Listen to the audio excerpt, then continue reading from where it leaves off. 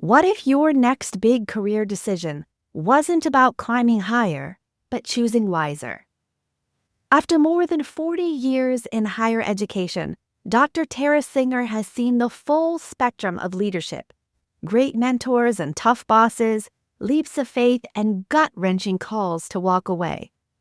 In this conversation, she shares the wisdom that only comes from a lifetime of leading, learning, and listening to your own intuition. This is the Your Next Success podcast, and I'm your host, Dr. Carolyn Sangel. I'm a life-first career coach and strategist on a mission to normalize questioning your career. Because I believe each of us is made on purpose for a purpose only we can fulfill. The longer we live out of alignment with who we are, what we do best, and why we're here, the more we miss out, and the more the world misses out on what only we can give. The Your Next Success podcast is where we explore how to build a career that truly fuels your life. We talk about self-discovery, smart job search strategies, professional growth, and you'll hear stories from people who've navigated big career transitions themselves. So you can see what it's really like to make bold changes and feel inspired to create your own version of authentic success. One that is aligned, meaningful, and truly yours. Dr. Tara S. Singer is a higher education leader and President Emerita of Omicron Delta Kappa National Leadership Honorary, where she served as a CEO for a decade and led its first multi-million-dollar campaign. Today, she's a senior consultant with Academic Search, guiding executive hires and leadership development across colleges and universities after a 40-year career in advancement, communications, and student affairs. In this episode, you will learn why the right boss can make or break your career, how to read the red and yellow flags your intuition is already showing you, what leaving things better than you found them really looks like in leadership. Welcome, Tara, to Your Next Success. I am so excited for this conversation. Well, it is my pleasure to be here, and I've been looking forward to it for several weeks. Let's try to go back to the beginning. As you know, I want to talk about careers and career transitions, and we have some other things planned for this conversation, helpful tips for people for interviews and their careers. But let's go back to the beginning. You had a successful career in higher education, doing amazing things. But when you think about how it all started, was there any key moment that nudged you toward that type of a career? In essence, I went into the family business. My mother was in student affairs at the University of Louisville, and my father was on the faculty. And the university was a subject of dinner table conversation for as long as I can remember. The neighbors were the graduate dean, the law school dean. Wow. The university was a big deal. The thing I always remember is that my mother, with her student affairs job, was always very happy, loved working with students, loved working with her fellow administrators. And my father was, like many faculty of his generation, not always the happiest camper. There was always that pressure to publish or perish, get research dollars, fight the good fight in terms of educational policy. When I went off to college, I knew that I wanted to have a career in higher education, but I thought I would follow my mother's path through administration and starting out in student affairs. Interestingly enough, my kid sister decided to follow my father's path, and she's a faculty member at Wayne State. Oh, wow. And it's fun to have conversations these days because now I'm replicating mom and she's replicating dad. Did you ever think about not going to the University of Louisville? I looked at a couple of other institutions, but in essence, the university was free. My father, with the tuition and remission program, had tuition benefits for us. When I got my master's degree, I only paid for 6 credit hours, and I was working for the university full-time. I was working on my doctorate, and I only had to pay for 16 hours of that. So I have 3 degrees from the University of Louisville with only having paid for a total of 22 credit hours in the entire process. Wow, that's amazing. Some people say it's like the golden handcuffs, as far as people having children and then not going anywhere else because they could go there. So that's amazing that you grew up in that environment and thrived. were able to not only get into higher education, but advance in higher education. Now, what was your first real opportunity for advancement? When I was a junior in college, I was doing tour guides on tours, campus tours on the weekend for football recruits, baseball recruits, volleyball recruits. The baseball coach, who was also the head of athletic academic advising, asked me if I knew how to type. And I said, well, sure. And he goes, well, do you need a job? And I said, well, I would be happy to have a job. And I went to work in athletic academic advising as a junior in college. Eventually, there was a new person in that role. One of my great mentors, a gentleman named Dr. Steve Milburn. And I got my master's degree working in that office, and that was my first full-time job, working in athletic academic advising, where I ran orientation programs and tutoring programs for student athletes. I had just finished my master's degree in January of one year, and Steve put on my desk the internal job announcement for the university community, and he circled a job which said associate registrar, and he wrote across it, apply. Uh-huh. I looked at the job requirements, and I'm going, well, I don't really know what the registrar's office is, but I know it's where transcripts come from and where the grades come from, and it's where diplomas come from. Looking at the skills required and the experiences required, I'm going, oh, I've done event planning. I've done publication editing. I've helped students figure out their academic progression. I've looked at their transfer credits and tried to figure out how those would fit with the university. And I thought, well, maybe I could do this. And I've often thought about how Steve putting that job notice on my desk advanced my career. And I have tried to do the same thing with my own employees through the years, identifying those promotional opportunities for them, because we all need to grow and be challenged in the future. And for me, it's been paying it forward, because that was the move in my career that really advanced my career and helped me launch me into the long-term career in higher education. And what a great example of him as a manager too, right? Sometimes there's a manager or a leader who loves the work that an employee is doing and wants to just keep them in that for the foreseeable future. But then there are some that see beyond and really want the best for you and the best for your potential and the best for your expansion. So that was amazing that he did that. And that's also amazing that you carried that forward, and I'm sure helped others to see beyond our initial scope. Sometimes we outgrow the nest and need to be kicked out of the nest so we can learn to fly on our own. Typically, I've found that with employees in their 20s and 30s who are still growing and maturing and exploring their career options, they want to learn about a different area of the organization and maybe serve in that area rather than being specific to one thing. Now, I also have colleagues that have said, oh, I just want to be a dean of students. And just be a dean of students does not accurately reflect what it is to be a dean of students, because that's a big job. There's no just be a dean of students, but there are people who want to be experts in one area. You learn about yourself and what you want to do when you have opportunities to get out of the nest and fly on your own for a little while and go see different locations and have different experiences, which is why I think it's a very generative thing to do, is to encourage employees who are in the early stages of their career to explore their options and to look beyond what they're currently doing. Did you ever have a specific instance of when you saw the next step for somebody before they saw it? Absolutely.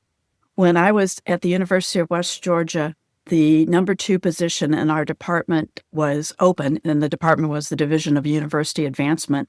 We had an AVP open for fundraising, and that person was the executive director of the foundation. When I had come to the university, there was this younger faculty member, although he was full professor at a fairly early age in chemistry, and he kind of had college president written all over him. He just had all the skills. He knew how to make an apology. He knew how to give a speech. He had worked in student affairs on an interim basis and had really begun to understand the dynamics of working with undergraduate students as well as graduate students. And he wanted another interim appointment. And I thought, well, okay, he's the smartest thing I've met around here. Let's just put him in for 1 year as the associate vice president for development and executive director of the foundation. after 1 year, we put him in the job permanently. Oh, wow. He was a chemistry professor. Given your background, he was a chemistry professor. And I always joked about the fact that Andy knew how to change straw into gold with his chemistry background. And he was very effective as a fundraiser. He just retired as the chancellor of the University of Wisconsin at Oh, Oshkosh. wow. I was so delighted, and I got to go to his inauguration and to see how he had gone from being, sort of a young fireball faculty member to being a serious administrator who was the steward of his institution and did a great job as chancellor at Oshkosh and led it through some really difficult times. Now, this kind of brings to mind, like, if you see opportunities before others see them for themselves and you're helping their growth, how do you decide whether you should pursue something or not when you're unsure of exactly what it entails? What advice do you have for that? Look at transferable skills. A lot of jobs that have weird titles, but always take a really good look at what are the requirements for the job, not just the years of experience and the academic degree requirements, but what does the job really do? And in this day and time, you can take a position description or a job posting and your resume and put it all into ChatGPT, and ChatGPT will tell you how you're qualified for the job or not. Mm-hmm. And you can use those talking points in your cover letter. You can use them when you go visit with a search committee. But then there's the other thing about once you get to that point where you're actually interviewing for an opportunity, you probably need to do a lot more research in order to be able to articulate to others who may not necessarily see that you're the ideal candidate or at least a viable candidate for a position. That research activity is really important because it not only helps you get ready for that interview, it builds your confidence, but it also means that you're not wasting anybody's time and they take you seriously.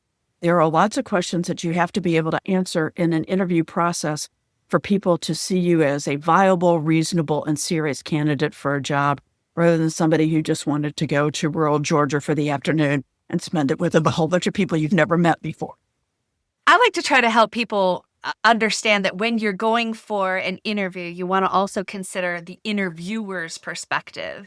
And they want to be finding not only somebody qualified for the role, but thinking this is a safe bet. So as much as you can draw the line from your past to their compelling future and how what you've done sets you up for the role, and even if you haven't done something, don't say you didn't do something.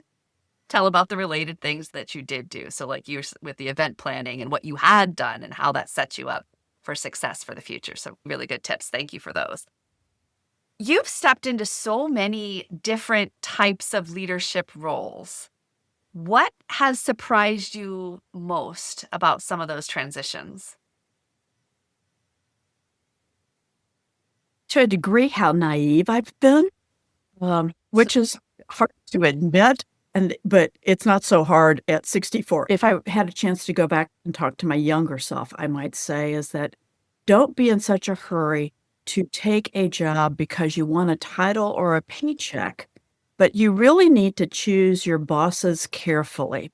And I was very fortunate early in my career to have 2 exceptional supervisors, dear friends to this day. Later in my career, I wanted the resources that came with a job. I had become a single mother along the way, although my boy's father is an absolute great father to the kids, but I needed a better paycheck. I had this career path in mind where I thought I would be a college president by the time I was of a certain age. And I was on this very linear path for a long time. And I discovered I had a knack for not choosing the best boss. And that one should probably really make a well-informed decision before going to work for somebody directly. Being naive, I never really thought about how that person, although I'd had 2 great examples, how that person who is my supervisor might not be the best person for me in the long run. I'll give you a story that one of them actually said to me He had been a Division I hockey coach before he became an alumni director and a vice president for advancement. And one day he said to me, he goes, Tara, I learned with my hockey players that some of them respond well to being yelled at, and some of them just fall apart. And he goes, now that I'm in a different kind of role, I have to remember that people just don't always respond well to being yelled at. I'm thinking like, yeah, me, for example.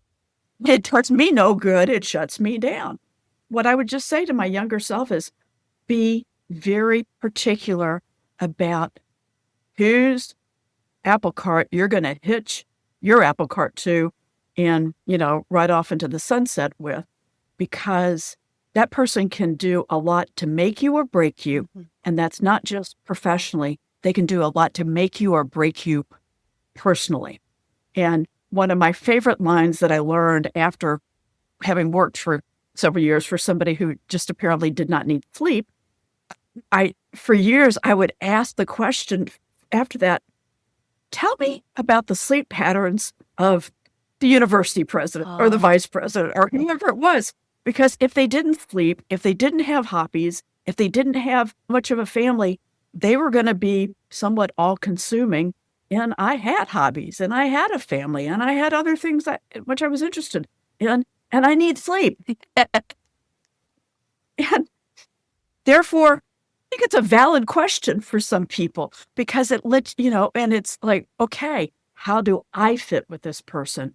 They may be the world's best enrollment manager, but if they don't fit with me and I don't fit with them, it's maybe going to be a tenuous relationship at best.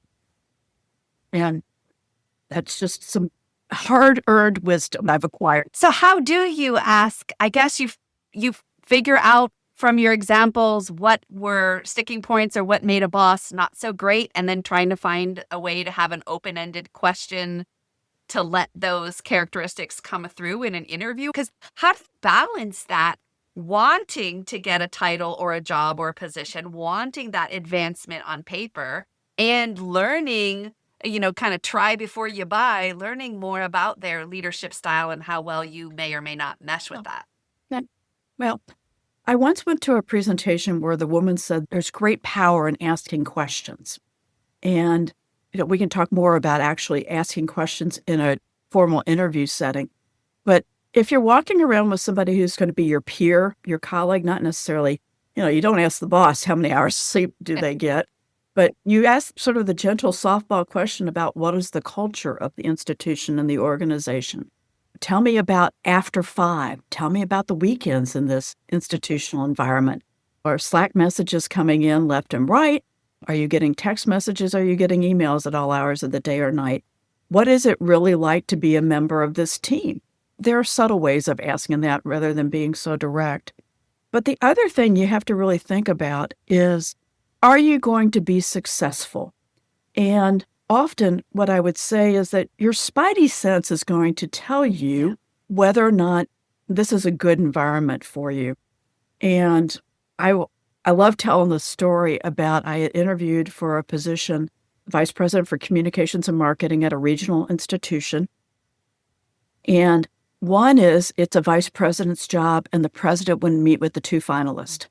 I didn't take that to be a really good sign because, you're going to be a direct report to this person and you're not going to visit with them during your campus interview thinking, this doesn't quite feel right to me.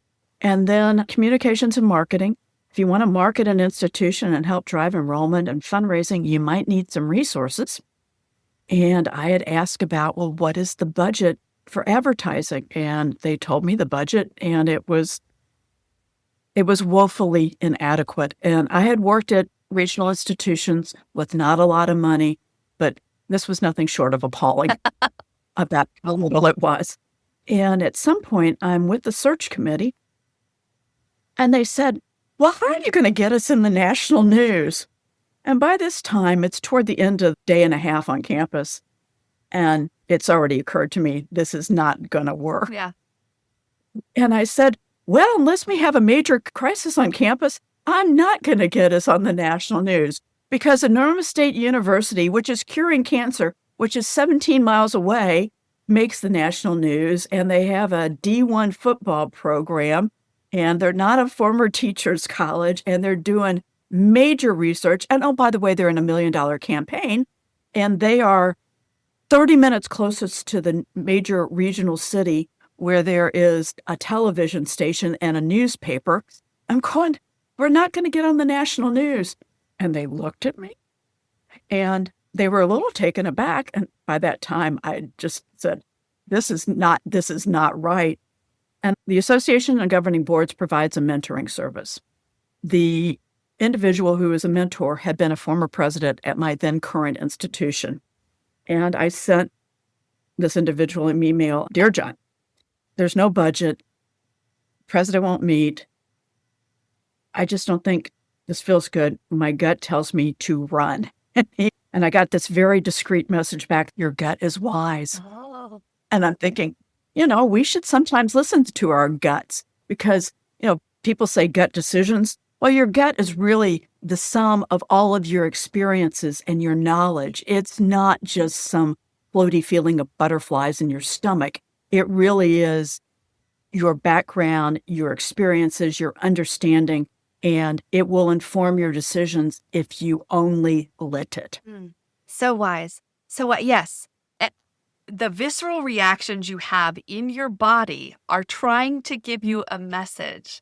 And the times that I did override those, I learned later, that was, even in interviews, the times that I that's not a big thing. That's a yellow flag. Yellow flags become red flags when you let them.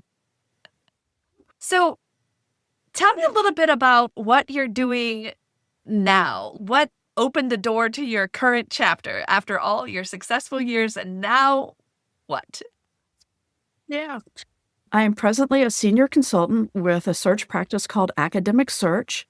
And I had known for years that I had really wanted to do executive search work in higher ed as this sort of phase of my career. And I had spent a fair amount of time over my last 5 years with Omicron Delta Kappa visiting with people from different practices. We had a number of volunteers that worked for some of the major search organizations in this country.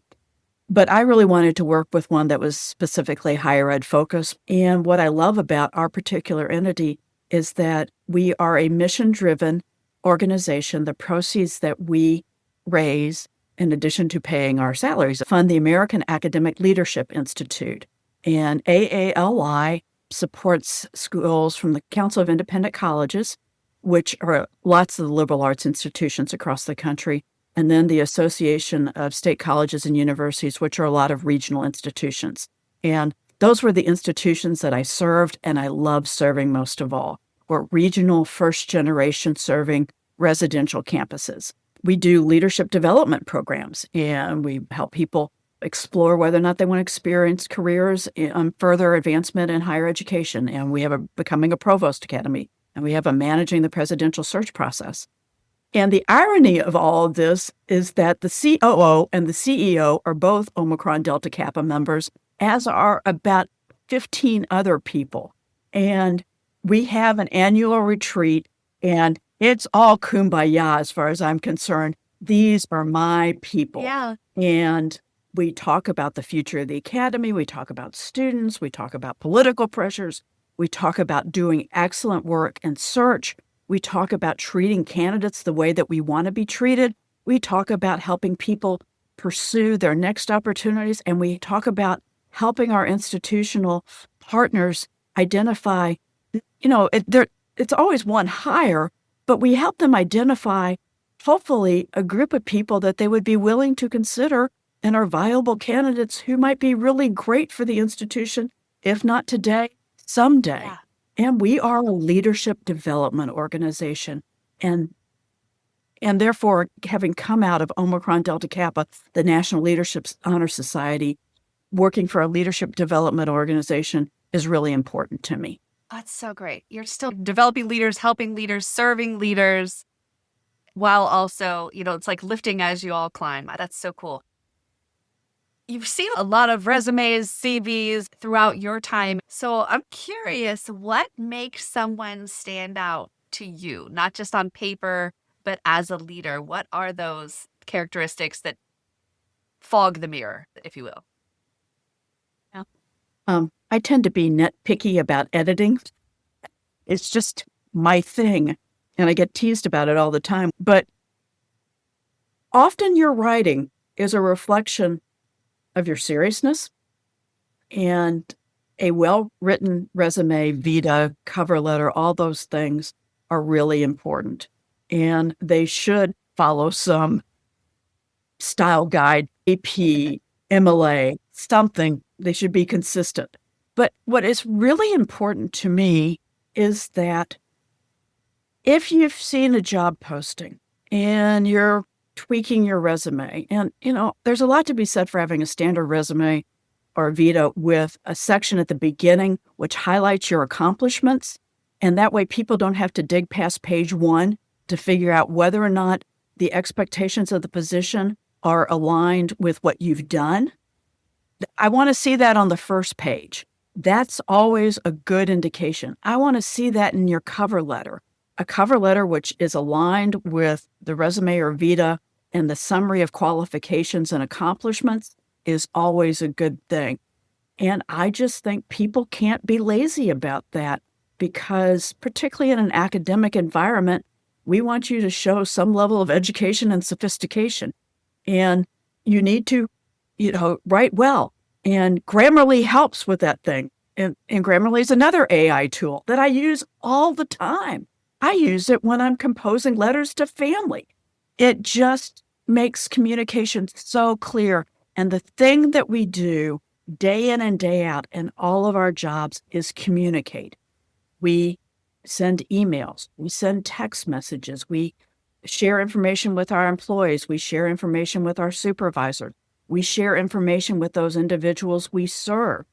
We communicate, and one's ability to communicate effectively and coherently is really important. And that's often what I look for when I see documents coming across my desk. How about when somebody's in a job search or thinking of starting a job search? What best practices have you learned, or what stands out for that as far as like what actually works when you're starting a job search? Taking it seriously.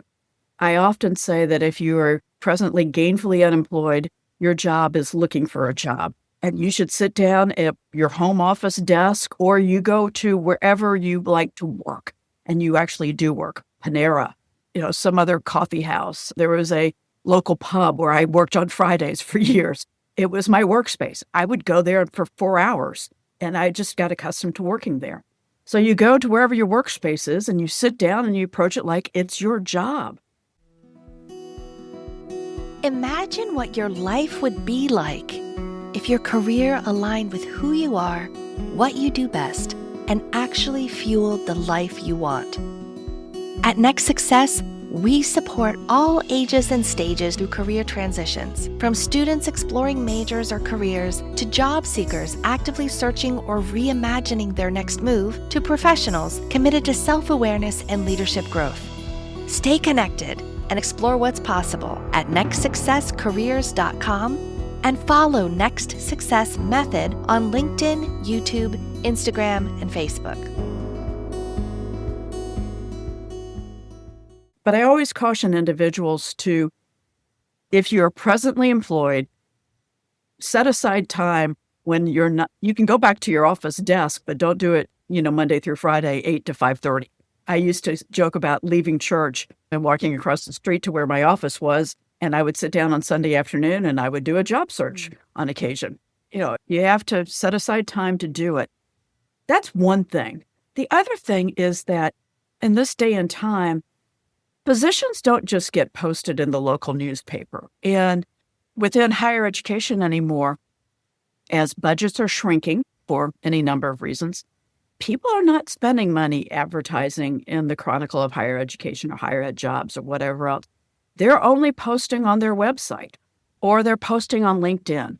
And you have to sort of look at places other than just the trade publications or LinkedIn or the local newspaper, you might have to go to the website for the institution or the organization.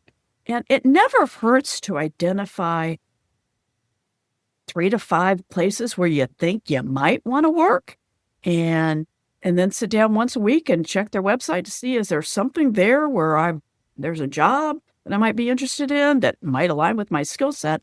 And particularly if you're needing to move for family reasons, which is part of the reason I ended up in Virginia. I did a regional job search and ended up with a dream job, but I was looking at institutions and organizations here in the Commonwealth because I needed to move for reasons of family. But I was finding that many of the jobs were not posted in those trade publications because people couldn't afford to do it, which is why you have to dig. And the other thing that I learned to do was that I went and knocked on doors, not literally, but I did send emails and going, hi, I'm going to be in, Charlottesville, Virginia, visiting with my aunt and uncle, and I'm looking to relocate because of some family health issues. And I was honest about it. And I would like to come learn about your institution and your division of student affairs, institutional advancement. And I would just go say, hi, tell me about your career. I would interview them in many ways. They're sort of like you and I having this conversation. How did you end up here? What is the greatest thing about your institution? What do you see as the future for the school? And those information interviews didn't necessarily get me a job, but they built my network because when I finally had a job, I was able to go back and say, I had so nice to visit with you a couple of years ago. And by the way, now I'm in this role and your office supports this organization. Can you help? Yes. And therefore, those were good investments in time, but they didn't exactly work out the way I initially planned, but they worked out well in terms of a long-term career strategy. Because they're also now people that I can go back to and say, hey, you hiring? Do you need some search work, a search firm to assist you? Let me know. So good. Yeah, so what I heard from that is there's a lot of proactive work that can be done. Firstly, identifying where might you want to be? What are the institutions or companies that are in that area?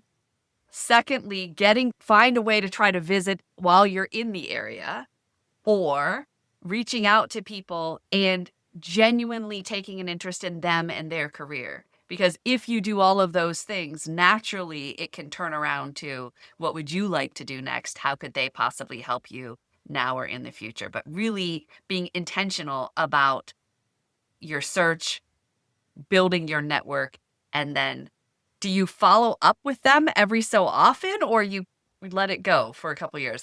What's the right frequency? Within the academic search world experience within our practice, what I am doing these days is I've got an awful lot of Google alerts.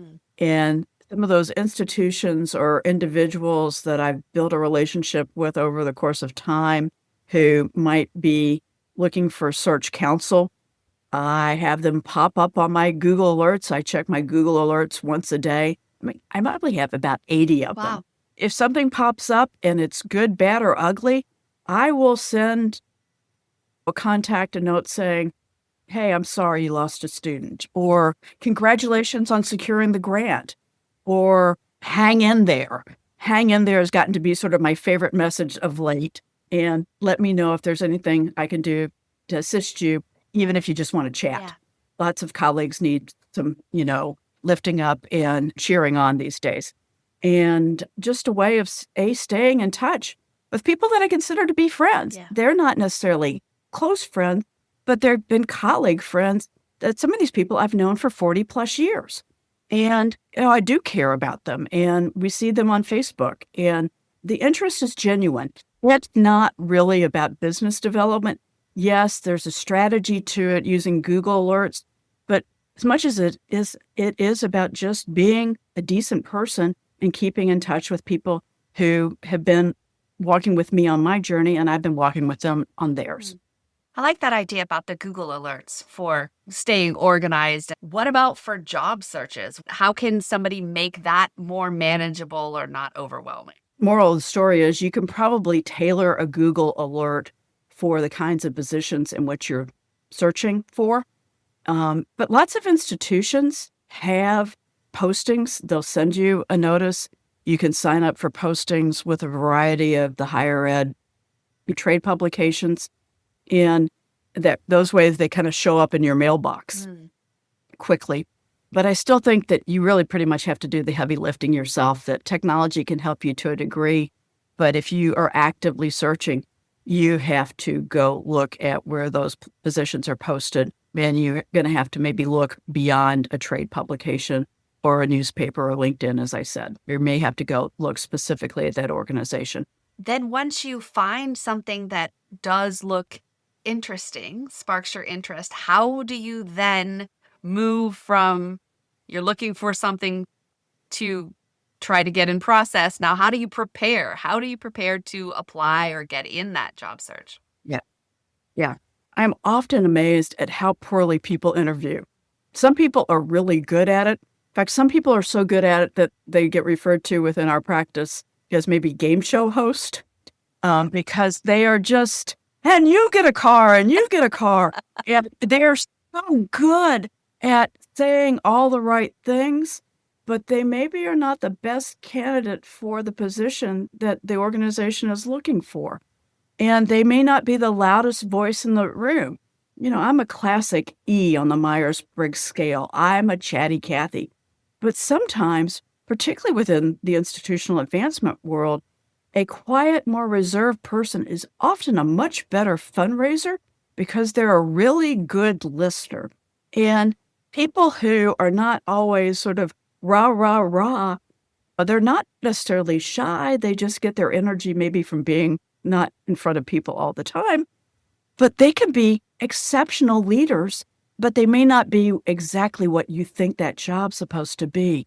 I hope institutions pay more attention to the substance of the individuals that they're spending time with as candidates. But there is so much you can do to get ready for an interview that you will really sort of hit it out of the park, using another cliche. When I got ready to interview for my position at West Georgia, I subscribed to the local newspaper for about 2 weeks before my interview because I knew I had the interview in 2 weeks. And it was an online subscription, which you can do these days, so it wasn't necessarily getting mailed to my mailbox 500 miles away. But with that job that I was interviewing for as the Vice President for Advancement, which oversaw communications and marketing, governmental relations, fundraising, athletics, printing and publications, and I forgot what else it had. But those were very external-facing operations. Being able to be conversant about what was going on in the community, being able to be conversant about the state legislature and its funding of higher education was really important. Being able to talk about the sports teams, what had been successful. All those things were important topics that I knew would come up in the course of my 2 days on campus. That was a good thing to do. The other thing that I've been known to do, in fact, I've been known to pay somebody to do it when I've been so busy. I paid one of my student assistants once. I gave them the names of all the people I thought I would come in contact with in a course of an interview. In fact, I even did this with ODK. And I had her pull their photos from Google Images or their LinkedIn pages, get me their LinkedIn links, and then basically write down what their title was and if she could find an online biography. And when I walked into the interview, it was like, oh, Carolyn, it's so nice to meet you. Yes. And, because they knew what I look like, right? But to be able to, and then make small talk, particularly if you're going to have a meal with somebody and to know a little bit about them, to be able to be genuine with people and have, a little curiosity about them, but knowing what the good questions are to ask is always one of those things that I think is really kind of important to do. And then the other thing is that it drives me absolutely nuts every time this happens. But the first question a search committee is almost always going to ask is, why are you interested in this opportunity at this particular institution at this phase of your career? And if you can't answer that without saying, oh, it's about the salary and I like the title and it's warmer here and there's no snow, that question is all about the institution. They want to hear you say, and this goes for a company, it goes for a nonprofit organization, they want to hear you say, I really want to come serve this great entity because I know that it's going in this wonderful direction, and you can explain a couple of those things specifically. And I want to be a part of the team that advances the interest of this organization and makes it more successful. And I just think that I may have some skills that could be applied to this opportunity, and I really want to serve. That question is how they vet whether or not you're a good fit for the institution. And while I think fit is sometimes code for reasons for why people exclude candidates based on reasons like they shouldn't, like gender, race, and ethnicity, I don't always like the term fit, but fit can also mean whether or not that person is really going to want to come and be a part of the team and contribute and be a partner with others in making the place a better place. And I think that if you got to get one question right, that's the question to get right. Yeah, it's really not about you. It's about the organization itself. Why are you interested? It's not your vision, but theirs. And if you join that company, that becomes your vision, mission, values, all the things that you're going for too. If they've got a strategic plan, mission, vision, and values, you need to be conversant about those things, regardless of what kind of entity that it happens to be. Excellent. Excellent. So we've heard how to look at people you might be meeting with, get to know them beyond just the title, but what do they actually look like? What are some other things you can have in conversation? How to prepare for that beginning question, why are you interested? What are some other things of how else can people prepare for interviews for specific jobs? Yeah, well, it's not so much the getting ready for the interview as much as it is to get ready for the follow-up. I'm a big believer in thank you notes. I'm old school. I have lousy handwriting, so I don't do them by handwriting anymore. But I have been known to take the interview schedule, get the email addresses for all the people that I'm projected to meet, including the student tour guide, and pre-draft a note that would say, Dear Susie, thank you for showing me around Enormous State University's beautiful campus. I enjoyed hearing about why you chose the institution. Note to self, ask Susie why she chose that institution. So I'll come back to preparing your questions that you're going to ask during the interview. But go ahead and sort of pre-draft those, and then take something that from that conversation you had with Susie and put that personal detail in there. But it doesn't hurt to go ahead and have the whole thing sort of prepared in advance and edit it on the fly on the flight home, and get those things out. Maybe not the night you get home, because that does seem a little creepy to a degree.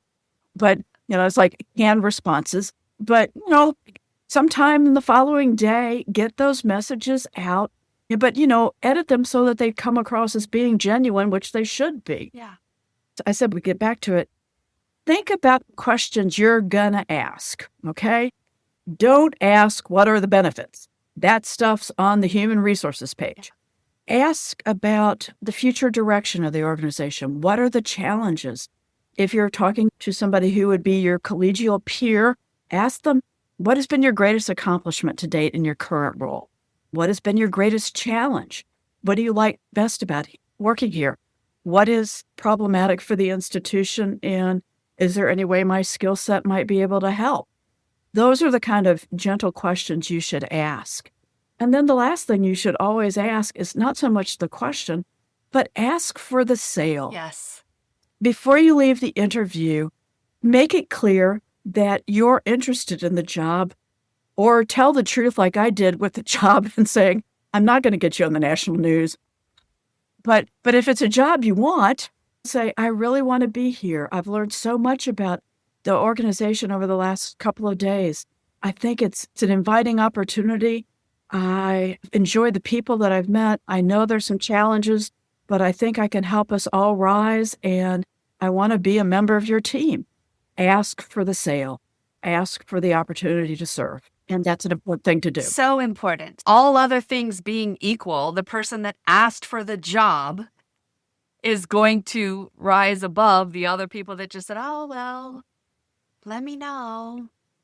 Somebody that gets things done asks for those opportunities. So, so good.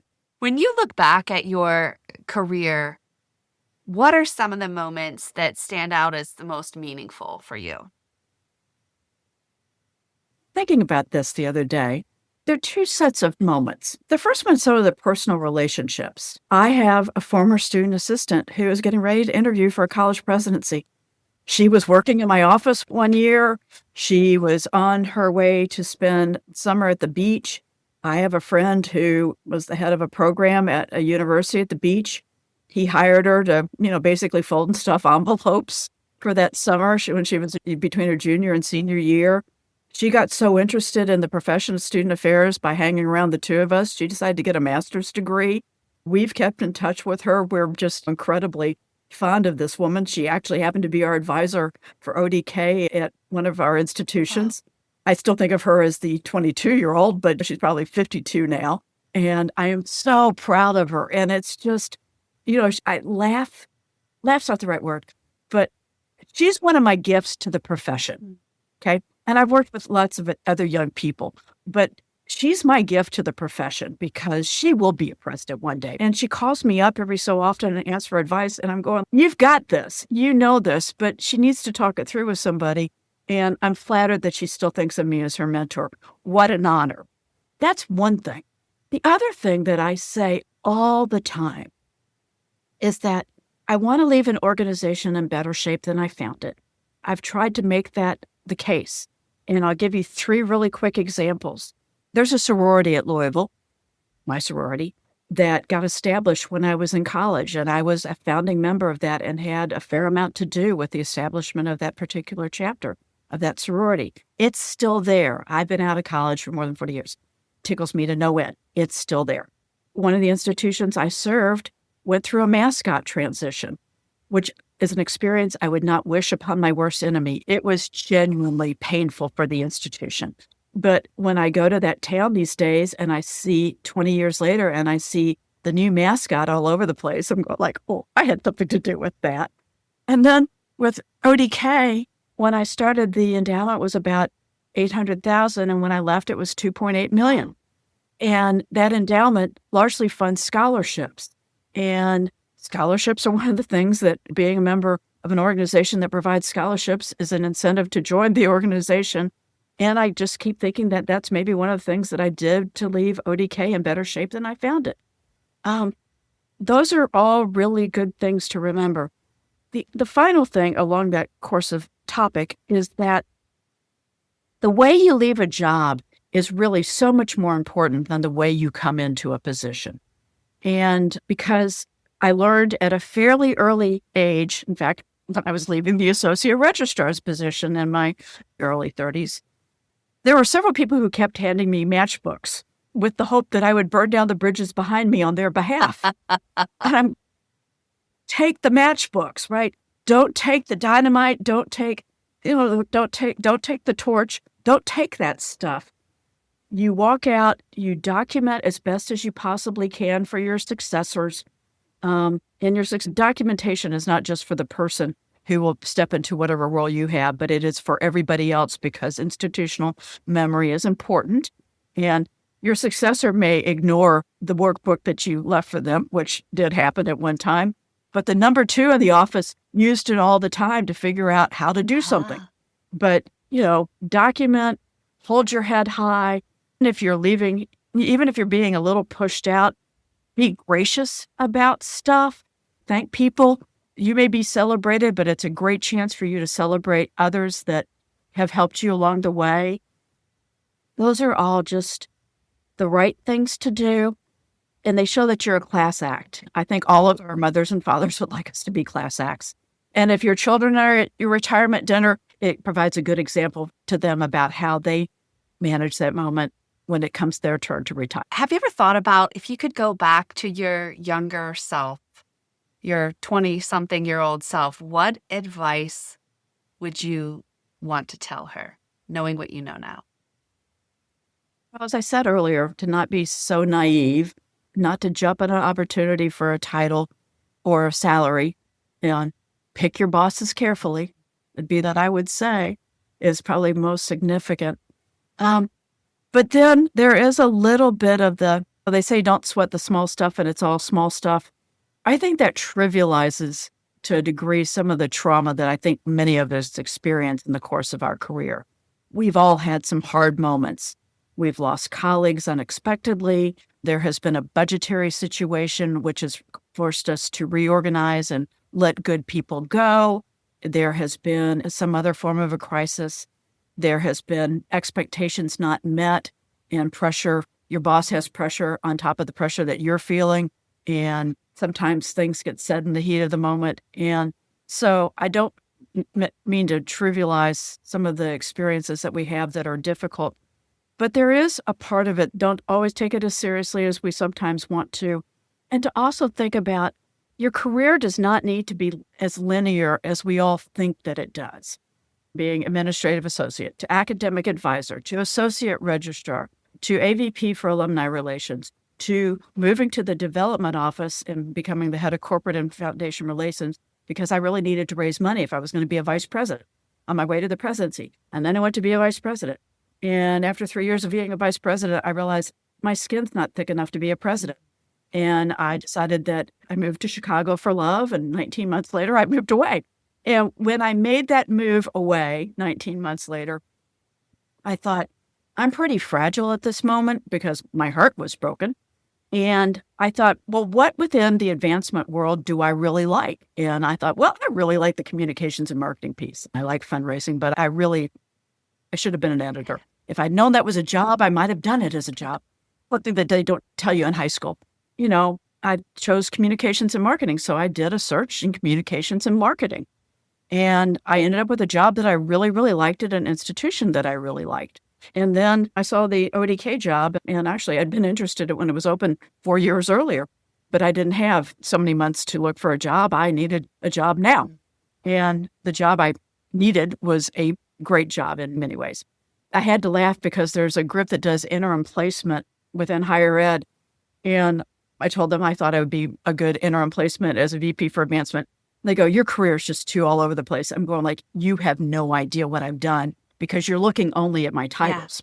Yeah. But, careers are not necessarily linear. And sometimes plan B or C or D or whatever, being adaptable is really important. And, you don't always have to go in a straight line. Yeah. And you might end up with the most rewarding opportunity you can imagine, which is what I ended up with Omicron Delta Kappa. And it was something that I would have never really known about if I hadn't sort of meandered through the years. I'd actually been an ODK advisor when I was the vice president for advancement. It was like, oh, wow, this is kind of cool. You end up often where you belong, but you don't necessarily end up there on the route you intended. Now, how can people find out more about your work or connect with you? I love LinkedIn. I'm on it all the time. And I think I'm one of the few tarot singers, but you'll see the Louisville stuff, so that you'll know that's me. And academicsearch.org is our practices website. And we have team bios, and so you can find my team bio there. Feel free to reach out. I like helping people, regardless of whether or not they're really considering a career in higher ed or nonprofit administration. I find that I'm doing a fair amount of informal coaching and just sort of tips for searching. And I enjoy that tremendously, as cheering people on as they are exploring the next phase of their leadership journeys. Oh, all the more reason we're so aligned. I'm big on, as you know, authentic success, and authentic success is however you define it. So how do you define authentic success for you in this moment? Doing something I find meaningful. I'm doing for an organization that I think is a leader, as I know, is a leadership development organization, which I find meaningful. I'm kind of doing it at the pace and the schedule that after 40 years of working a lot of hours, I am grateful to have time with my sweetheart, now my fiance, and time with my children, and actually our 5 children between the two of us, and granddaughter. And I'm so blessed to have living parents who are well into their 80s. And having that flexibility to be close to friends and family and have time for them, but still do generative work. I serve as a board officer for the local Performing Arts Center, and I really enjoy sharing my knowledge about nonprofit administration through that. It's just giving back. A wonderful family. I've had a great life, and I've had this great career, and I've been so fortunate to have good friends to walk with me along my journey. It's now time to pay it forward, but I'm glad to not be doing it full time. Thank you so, so very much, Tara, for sharing part of your story, for part of the search tips, interview tips, wonderful life advice, and for sharing your version of authentic success. And it sounds like you are going to be quite busy with all the things coming up. Yeah. Fiancés Yep. become spouses. And They do. And even at 65 and 68, which we will be next year, we're having a wedding. I will say I'm having so much fun planning this. It's a whole lot different than when I was 21 and 22. If I want fried chicken at the reception, we're going to have fried chicken at the reception. I love it. So I love it. Well, thank you again for sharing so much with our audience. And I wish you just continued amazing happiness and success. Tara's story is a reminder that success isn't just about collecting titles. It's about collecting wisdom. Every season of your career holds lessons if you're willing to pause and listen. If you'd like to connect with Tara, please find her on LinkedIn or at academicsearch.org. Thanks for listening to Your Next Success with Dr. Carolyn Sengel. Remember, authentic success is yours to define and includes aligning your career to support the life you want.